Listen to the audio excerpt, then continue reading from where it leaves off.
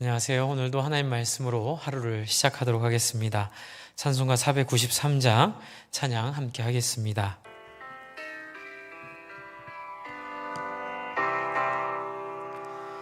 하늘 가는 밝은 길이 내 앞에 있으니 슬픈 일을 많이 보고 늘 고생하여도 하늘 영광 밝음이 어두운 그늘 헤치니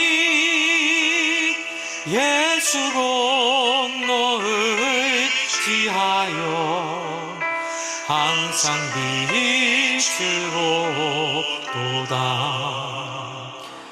내가 염려하는 일이 세상에 많은 주 속에 근심 밖에 걱정 늘 시험하여도 예수 보배로운 피 모든 것을 이기니 예수 공로를 지하여 항상 이기리로다. 아멘. 여기까지 함께 찬양하고 기도하겠습니다. 하나님 감사합니다. 오늘은 야곱의 마지막을 봅니다. 비록 인생의 여러 우여곡절을 겪으며 하나님 앞에 몸부림치고 씨름했지만 결국에는 하나님 앞에 자기의 의지를 드리고 하나님의 소원에 자신의 인생을 맡겨드린 한 사람의 아름다운 죽음을 봅니다. 하나님, 우리도 그리 살다 죽기를 바랍니다. 우리의 인생도 하나님의 큰 그림 가운데 그려지기를 바랍니다. 하나님 인도하여 주시고 함께 해 주십시오. 예수님 이름으로 기도합니다. 아멘.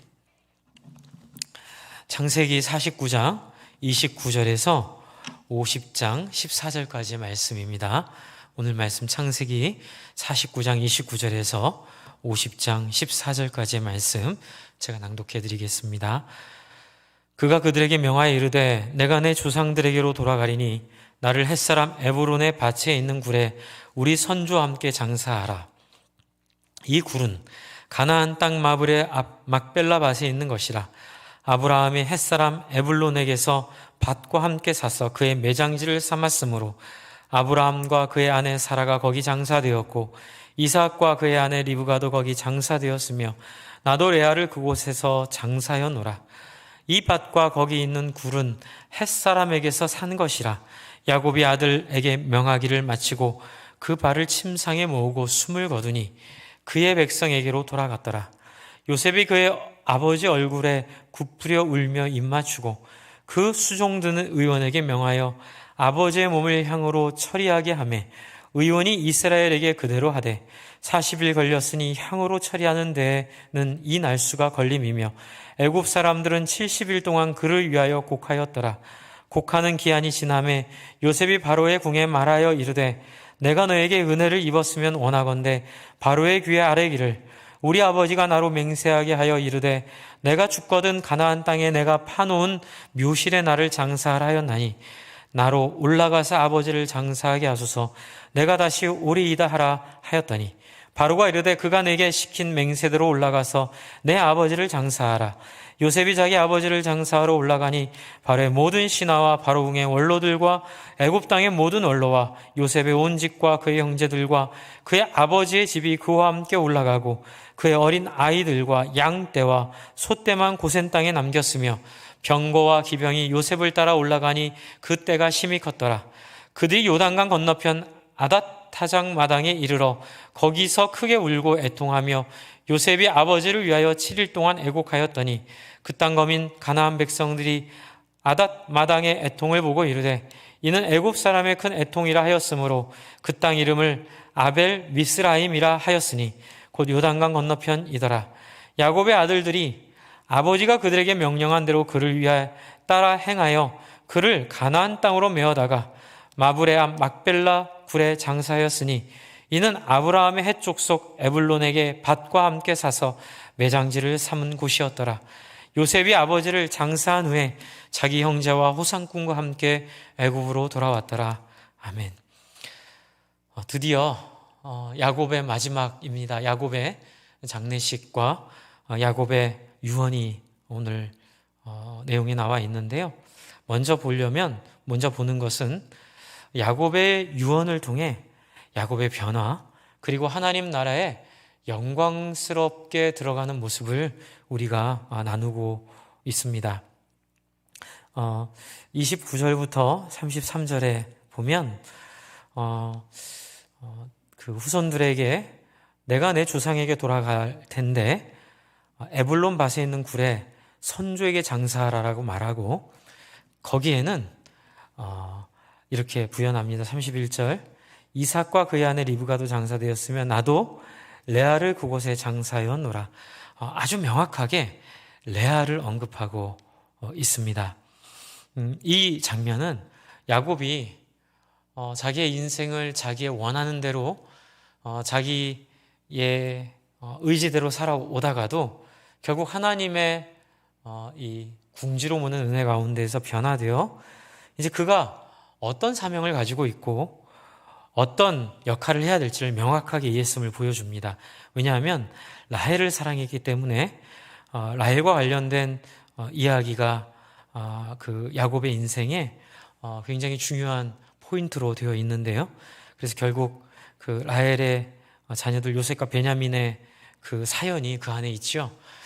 그럼에도 불구하고 결국 그는 하나님의 섭리에 순응하고 하나님의 뜻에 자기를 맡기고 레아를 그곳에 장사한 곳에 묻히기를 거부하지 않습니다.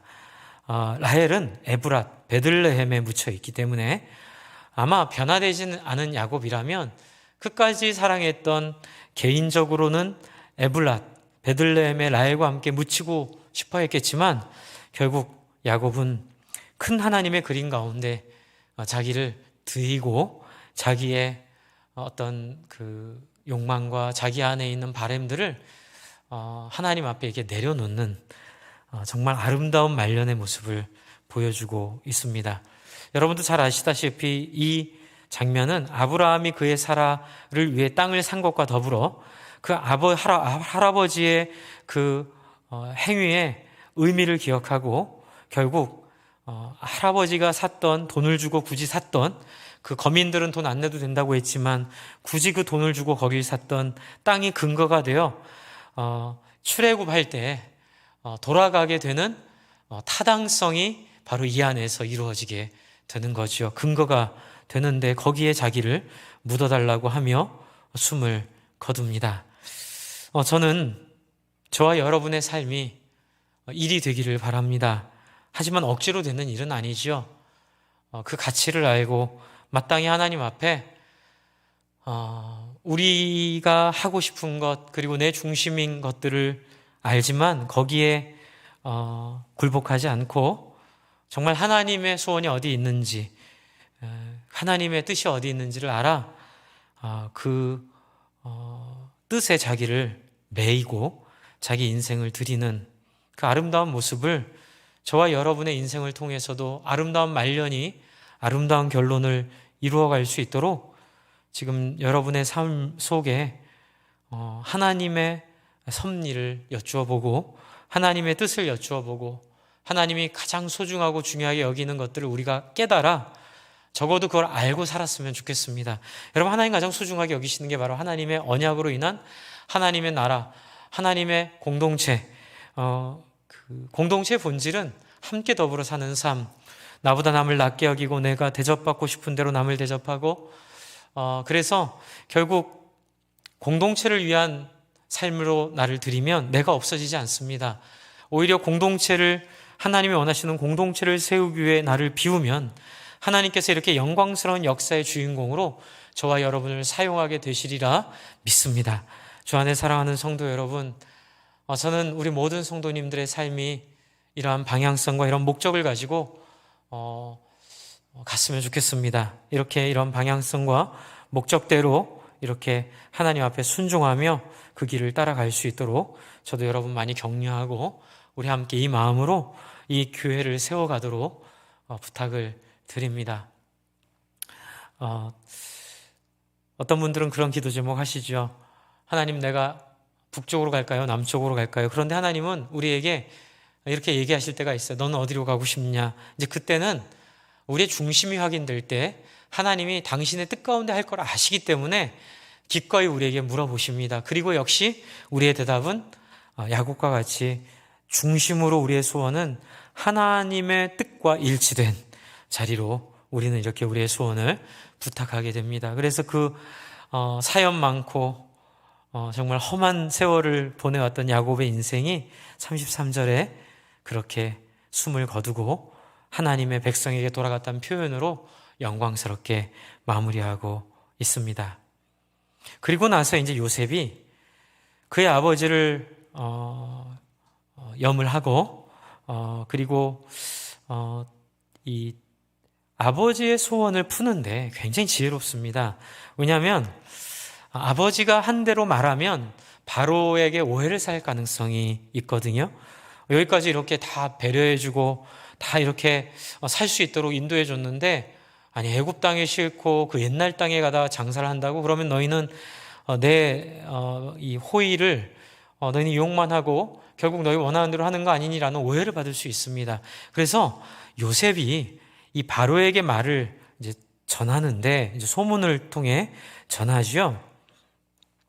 소문이라고 할 수도 있고 또 바로에게 간접적으로 바로 궁에 대해서 이렇게 말을 합니다. 굉장히 겸손한 자세죠.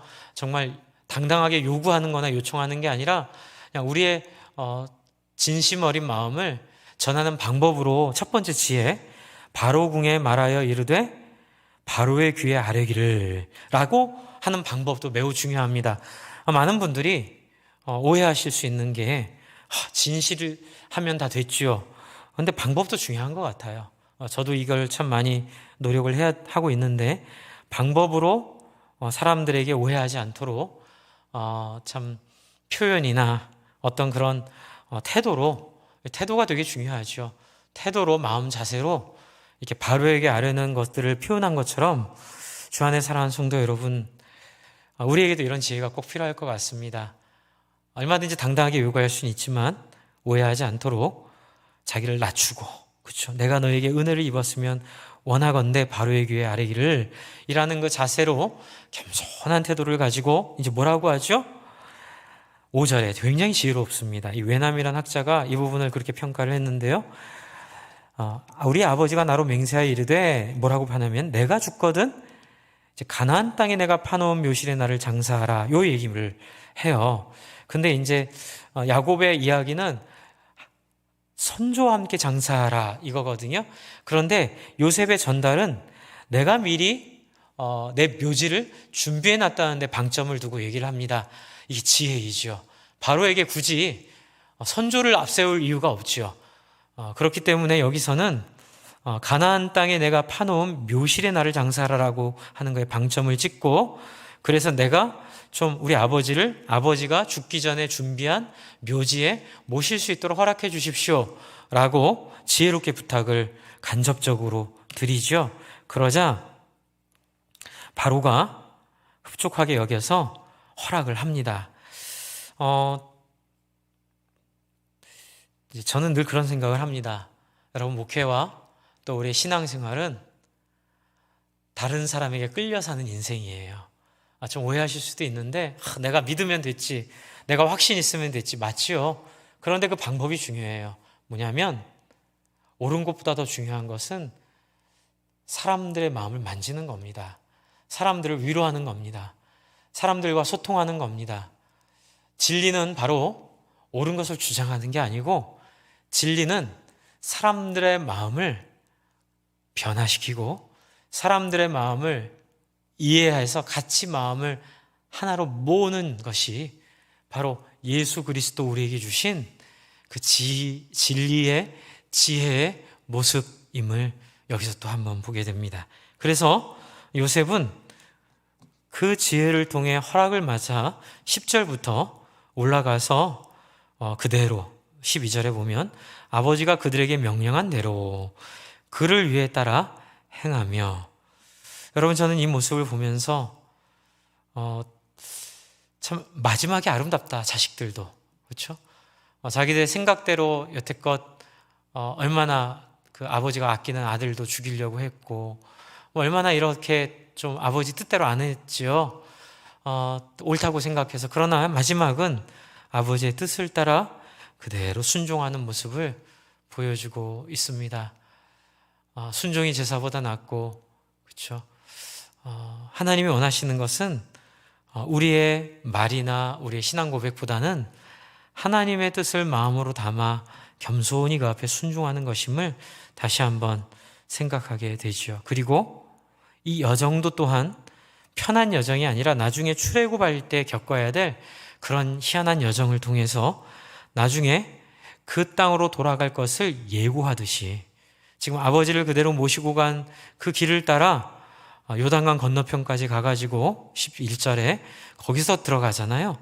그렇기 때문에 하나님은 우리의 삶의 스케줄과 우리의 삶의 모든 부분을 결국 무의미하게 쓰지 않으시고 우리 안의 삶들을 의미 있고 뜻 있고 값어치 있도록 우리의 삶의 모든 만남과 우리의 삶의 모든 곤란과 우리의 삶의 모든 형통을 하나님 그런 탁월한 도구로 쓰고 계심을 아셨으면 좋겠어요. 그렇기 때문에 우리가 만난 행운도 우리가 만난 어려움도 하나님께 여쭤봐야 합니다. 하나님 여기에 무슨 뜻이 있을까요? 그래서 거기에 하나님이 주신 복을 놓치지 않도록, 하나님이 주신 은혜를 놓치지 않도록 여러분, 저와 여러분이 하나님께 촉수를 가다듬고 하나님을 향해서 그 안테나를 거두지 말고 예민하게 잘 인도받는 저와 여러분이 되었으면 좋겠습니다. 우리 오늘 같이 기도할 때에 저는 참 야곱의 죽음을 보며 부러웠어요. 네. 한편으로는 참 이 마지막이 영광스러기를 바라고 이런 영광스러운 마지막을 사모하는 마음, 그래서 좀 빨리 그 시간이 왔으면 좋겠다. 그런 이해할 수 없는 그런 마음도 좀 있고요. 어쨌든 여러분, 우리 야곱과 같이 장래가 아름다운, 마지막에 아름다운 사람 되었으면 좋겠습니다. 우리 기도 제목으로 저와 여러분의 마지막이 그렇게 아름답기를, 제가 최근에 본 장례식 중에 가장 아름다운 장례식은 미국 휴스턴 서울교회 원로 목사이신 최은기 목사님 사모님 장례식인데, 유튜브에 최은기 목사님 사모님 장례식 치면 나오더라고요. 한번 보시면 좋을 것 같아요. 얼마나 하나님 뜻에 순종한 한 인생이 마지막을 아름답게 마무리할 수 있는지 참 크게 감동을 받았습니다. 여러분, 우리 같이 기도 제목으로 우리의 삶이 우리 자녀들에게, 우리 후손들에게 참 부족했지만 하나님 앞에 몸부림치며 자기를 드리려고 했던 아버지로, 어머니로 기억 남고 자기를 극복하기 위해 하나님 앞에 무릎 꿇은 할아버지로 기억 남는, 할머니로 기억 남는 복된 저와 여러분 되기를 바랍니다. 제가 한번 기도하겠습니다. 하나님 아버지, 저희 인생이 여러 불곡들을 지나가며 그 안에 기쁨과 슬픔이 넘치겠지만 하나님, 결국 이런 모든 것들이 정리되는 자리는 하나님의 뜻에 우리를 맡기고 하나님의 나라의 벽돌 하나라도 쌓는 심정으로 한 영혼이라도 살리고 한 영혼이라도 위로하는 하나님, 그런 놀라운 하나님의 위로의 사람들 되도록 하나님 우리를 사용하여 주시옵소서.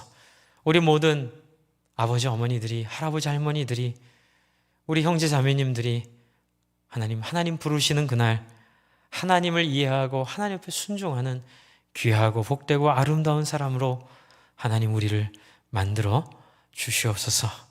하나님, 또한 요셉의 지혜를 바라보며 하나님, 우리도 정말 사람들에게 맞추고 사람들을 섬기고 다른 사람의 종이 되는 것을 부끄러워하지 않고 귀하고 아름다운 사람이 되는 과정으로 여기고 그리 우리를 드릴 수 있도록 하나님 우리와 함께해 주시옵소서. 하나님 감사합니다. 오늘 우리 성도님들 기도할 때마다 하나님 찾아와 주시고 그들 마음 가운데 말씀하여 주십시오.